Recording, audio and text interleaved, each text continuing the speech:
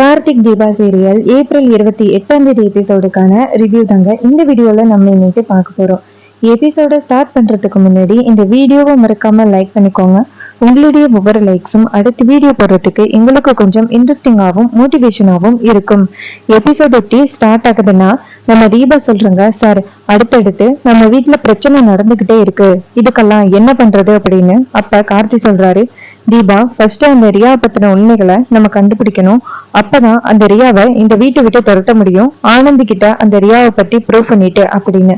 அப்ப தீபா சொல்றாங்க, கார்த்திக் சார், அந்த ரியாவோட ஹஸ்பண்ட நானு, மீனாட்சி அக்கா, மைதிலி அண்ணி 3 பேருமே கண்டுபிடிச்சிட்டோம். அவர் என்ன சொன்னாருன்னா, நேரா ஆனந்த பார்த்து உண்மையை சொல்றோம்னு சொன்னாரு. ஆனா அதுக்கப்புறம் அவரை நாங்க பார்க்கவே இல்லை, அவர் எங்க போனாருன்னே எங்களுக்கு தெரியல சார் அப்படின்னு.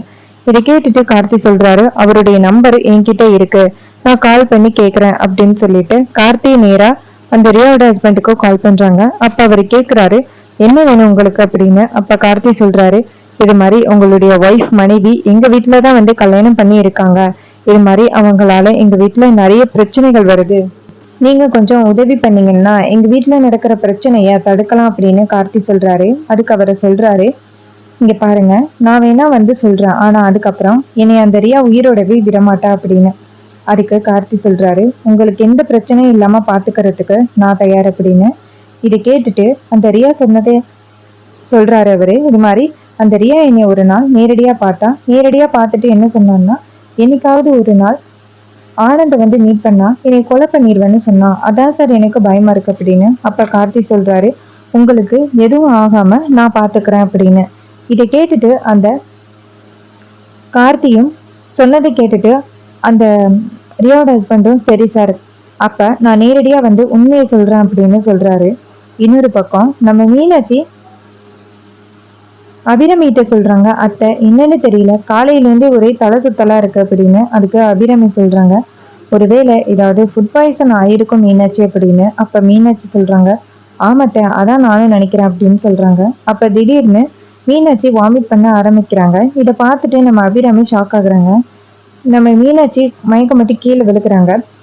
இன்னொரு பக்கம் ஐஸ்வர்யா ரியா கிட்ட சொல்றாங்க, என்னடி இது, இவ வாந்தி எடுத்து மயக்கம் மட்டும் கீழே விழுகிறா, என்னவா இருக்கும் அப்படின்னு. அப்ப ரியா சொல்றாங்க, என்னன்னு தெரியலையே அப்படின்னு. அப்ப ஐஸ்வர்யா சொல்றாங்க, அடியே கொஞ்சம் பார்த்து பத்திரமா இருந்து கொடி, ஏன்னா இப்ப மீனாட்சி மட்டும் கர்ப்பமா இருந்தான்னா உனக்கு இந்த வீட்டுல வேலையே இல்லை, உன் பொட்டி படிக்கையெல்லாம் தூக்கிக்கிட்டு உன் வீட்டுக்கு போய்கிட்டே இருக்க வேண்டியதுதான் அப்படின்னு. இதை கேட்டுட்டு செம ஷாக் ஆகுறாங்க ரியா. அப்ப ரியா சொல்றாங்க, நான் விட மாட்டேன் அப்படின்னு. அப்ப இன்னொரு பக்கம் டாக்டர் வீட்டுக்கு வராங்க. வீட்டுக்கு வந்துட்டு நேரா மீனாட்சியை செக் பண்ணி பார்த்துட்டு இவங்க கர்ப்பமா இருக்காங்க அப்படின்னு சொன்னதோட அபிராமி ரொம்ப சந்தோஷப்படுறாங்க.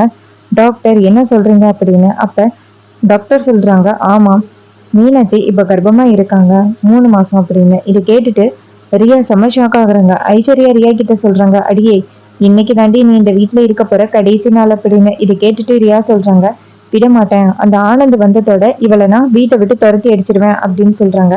அதுக்கு ஐஸ்வர்யா சொல்றாங்க, கண்டிப்பா முடியாது, ஆனந்த் ரொம்ப வருஷமா வந்து குழந்தை இல்லாம இருந்தாரு, இப்ப மீனாட்சிக்கு இப்ப குழந்தை பிறக்க போகுதுன்னு தெரிஞ்சா கண்டிப்பா உன்னைய தூக்கி எறிஞ்சிட்டு மீனாட்சி பின்னாடி போயிடுவாரு, ஏன்னா இப்ப பொண்டாட்டி மாசமா இருக்கான்னா அதுவே அவனுங்களுக்கு ஒரு சந்தோஷமா இருக்கும், உனக்கும் ஆனந்துக்கும் அவ்வளவுதான் அப்படின்னு சொல்ல ரியா சமைச்சாக்காக்குறாங்க. இல்ல நான் விட மாட்டேன் அப்படின்னு. இன்னொரு பக்கம் நம்ம மீனாட்சியை செக் பண்ணி பார்த்துட்டு டாக்டர் மாத்திரையெல்லாம் கொடுத்துட்டு அந்த இடத்துல இருந்து போறாங்க. அபிராமி ரொம்ப சந்தோஷமா மீனாட்சி கிட்ட, மீனாட்சி நீ கர்ப்பமா இருக்கமா அப்படின்னு சொல்ல மீனாட்சி சொல்றாங்க, அந்த மனுஷனோட குழந்தையவா என் வயிற்றுல சுமக்கிறேன், வாய்ப்பே கிடையாது அப்படின்னு. அப்ப அபிராமி சொல்றாங்க, இங்க பாருமா, இந்த வீட்டோட வாரிசன்னு சுமக்கிற, அதனால இப்படி எல்லாம் சொல்லக்கூடாது அப்படின்னு. அப்ப மீனாட்சி சொல்றாங்க, அந்த மனுஷனோட என் வயிற்றுல வளர்க்க முடியாது, அந்த மனுஷனோட குழந்தைய என் வயிற்றுல இன்னைக்குமே இருக்கக்கூடாது அப்படின்னு சொல்ல அபிராமி மீனாட்சியே பேசுறாங்க, என்ன காரியம் பேசுற நீ, இந்த மாதிரியெல்லாம் பேசக்கூடாது, இப்ப மறுபடியும் நீயும் ஆனந்தும் சேர்க்கறதுக்கு கடவுள் கொடுத்த ஒரு வாய்ப்பு இது, அதனால தயவு செஞ்சு அமைதியா இரு அப்படின்னு. இந்த விஷயம் ஆனந்துக்கு கேள்விப்பட்டதோட ஆனந்த் நேரா வீட்டுக்கு வராரு.